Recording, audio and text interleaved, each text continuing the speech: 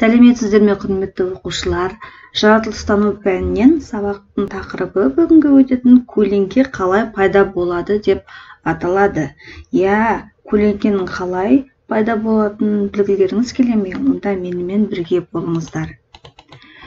Енді осы бүгінгі сабақта біздің қол жеткізетін оқу мақсаттарымыз көлеңкенің пайда болу себептері мен ерекшеліктерін түсіну, ақпарат көзінің түрлерін анықтау болып табылады. Қазір мынау төменде берілген жұмбақты шешіп көрейік. Соңынан қалмайды, тоқтасаң тоқтайды, үйге іздеп бармайды, тығылсаң таппайды. Қане тағы да бір рет оқып көрейік. Соңыңнан қалмайды, тоқтасаң тоқтайды, үйге іздеп бармайды, тығылсаң таппайды. Әрине, бұл жұмбақтың шешуін табу үшін қазір барлығымыз менімен бірге видео тамашалап көрейік. Біз видео тамашалаған кезде жұмбақтың шешуін табатын боламыз. Дези мен Оли, бәлем құмар.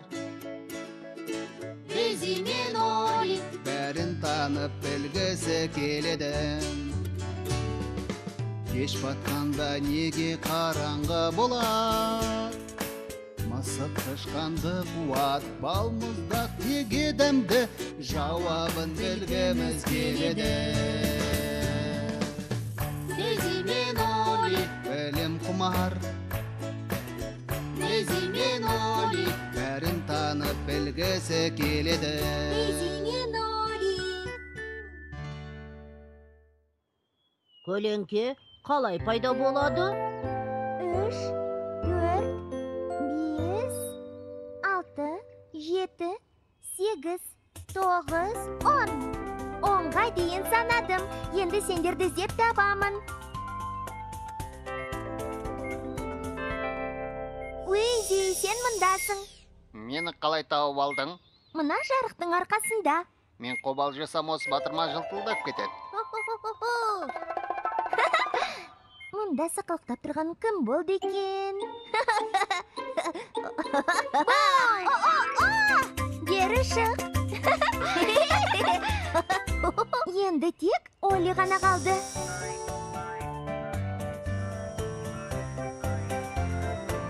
Оли, қайдасың?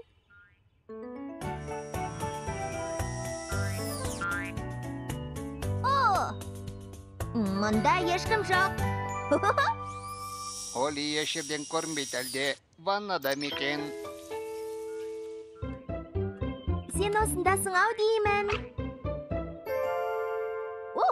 Оли бұнда да жоқ. Уизи сені іздеп жүр.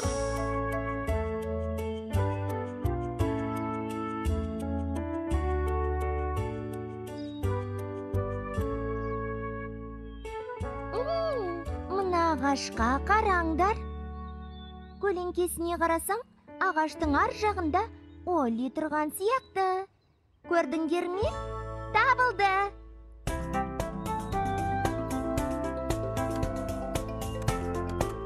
Қане бері шыға ғой. Қалай тауып алдың? Көлеңкең арқылы. Қап, көлеңкемнің кесір екен ғой. Міне, менің де көлеңкем бар. Қызық. Көлеңке қалай пайда болады екен? Оны әкем біледі. Жүр, сұрайық. Осы бір маңайда болу керек еді. Әке, кіруге рұқсат па? Иә, бірақ байқаңдар, мына жер қараңғы.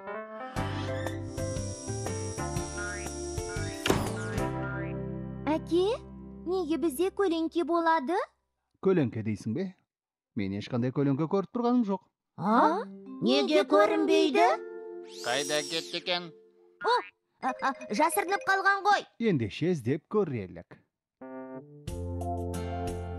Міне біреуі. Бұл менікі.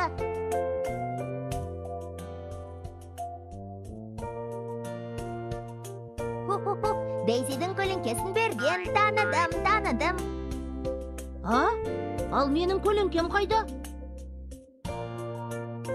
Әке, Сонда біздің көлеңкеміз жарық түсірсең ғана көріне ме? Солай ма? Дәл солай. Қалай сонда? Маған бере тұрыңызшы. Қол шам, ол жасанды жарық көзі. Қабырғаға қарай түсірші, Дейзи. Уизидің көлеңкесіне қараңдар. Уизи, көлеңкеңді көрдің бе? Бұ, мынау сен бе? Уизидің көлеңкесі ғой. Бұл мен. Демек, қолшам жарығы қабырғаға түсірілгенде көлеңке пайда болады екен ғой. Дәл солай. Сендер қолшамсыз ақ далада көлеңкелеріңді көріп келген жоқсыңдар ба? Әке, соны да білмейсіз бе? Күн жарқырап тұрғанда қолшамның не керегі бар? Күннің жарығы барлық жерді қамтиды ғой. Сонымен көлеңке дегеніміз не екен? Біз жарыққа бөгет жасағанда Пайда болатын қараңғылық күйі. Дұрыс айтасыңдар. маған өзімнің көлеңкем ұнайды. Маған ұнамайды. Көлеңкенің бар да жасырына алмайсың. Оли, басқа ойын ойнайықшы. Мынау қандай жануар? Бұл қоян. Ал мынау ше. Арыстан. Мысық. Борсық. Уф. Ит. Жарайсың. Бұл бәрін біледі. Бұл Уизи емес пе? Жоқ, Меніңше құс сияқты. дәл солай. Мәссаған бұл біздің.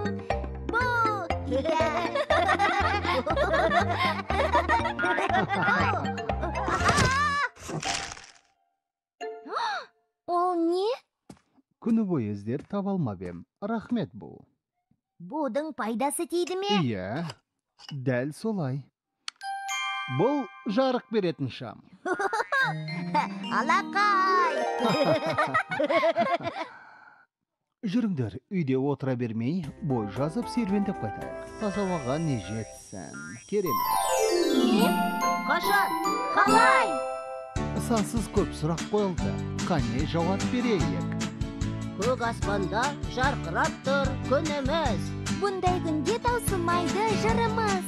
Біз шаттансақ, сіз де бізбен бірге күліңіз. Көлеңкеміз пайда болды. Көрдік! Көк аспанда жарқырап тұр күніміз. Бұндай күнде таусылмайды жырымыз. Ал сен түсінің бе? Мүмкін сен де қолыңмен жануарлардың көлеңкесін жасап көрерсің. Сау болыңдар. Фильм Қазақстан ұлттық телеарнасының тапсырысы бойынша Сәтті медиа студиясында аударылып дыбысталды. 2018 жыл.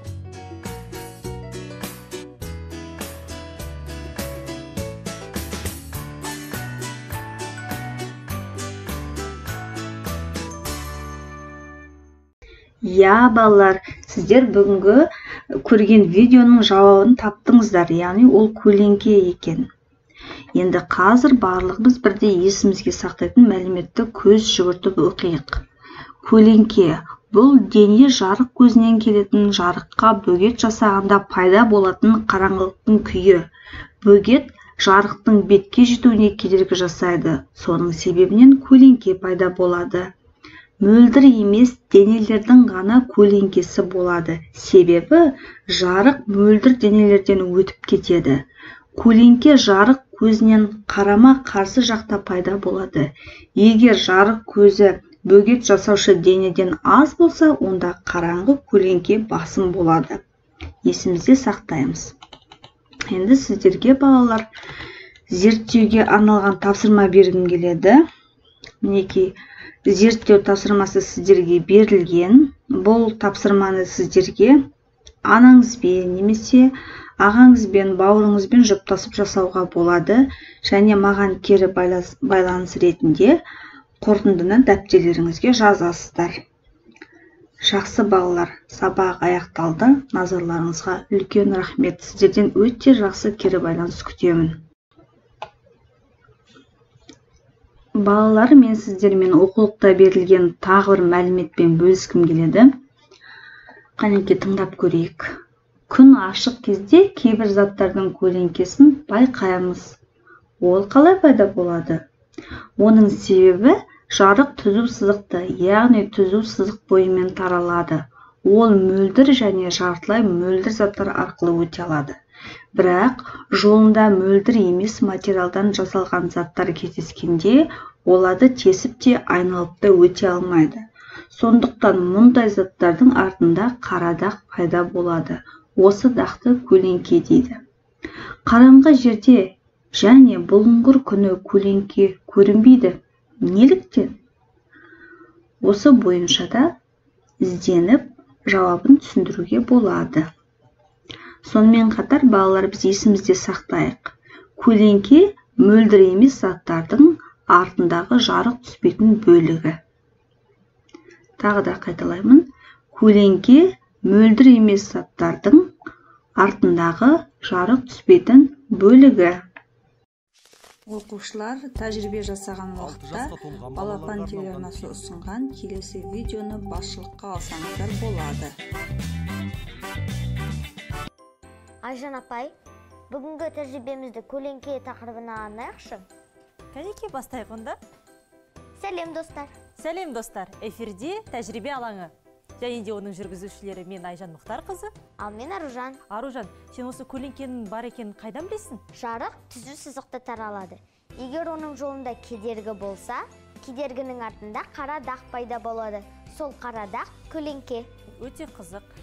Енді сол көлеңкенің бар жоқтығын біз тәжірибе жүзінде дәлелдеп көрейік. Бізге керегі қайшы, ағаш таяқшалар, көлемді фигуралар, яғни шаршы, цилиндр және конус, қарындаштар, қолшам. Қолшам әртүрлі болуы мүмкін. Немесе мұндай. қуаты мықты қолшам, түрлі түсті қағаз. Аружан, енді осы түрлі түсті қағаздардан формаларды жасап көрейік. Бірінші біз бұларға суретті салайық, ал кейін оны қиып аламыз. Сен қандай формада сурет салғың келеді? Мен гүлді салам. Менің да шырша салайын. Кәнеки.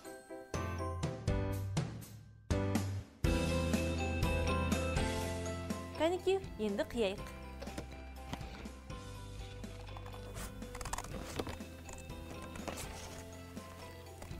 Енді екінші жағына көшейік. Сен бірінші болдың, я? Қалай саған менің шыршам? Әдемі екен. Ал міне менікі. Енді бізге скотч пен таяқшалар керек болады.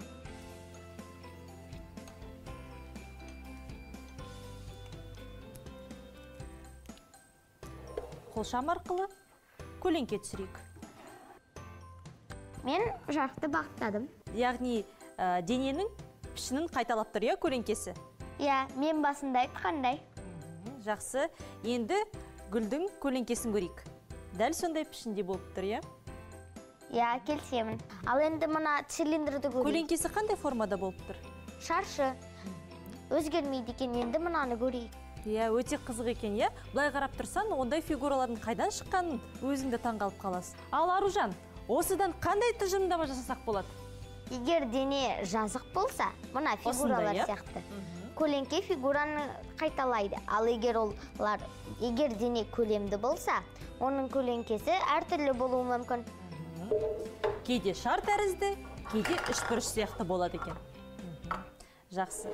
Балалар, осындай оңай тәжірибелерді сендер де қайталай аласыңдар. Келесі кездескенше сау болыңдар.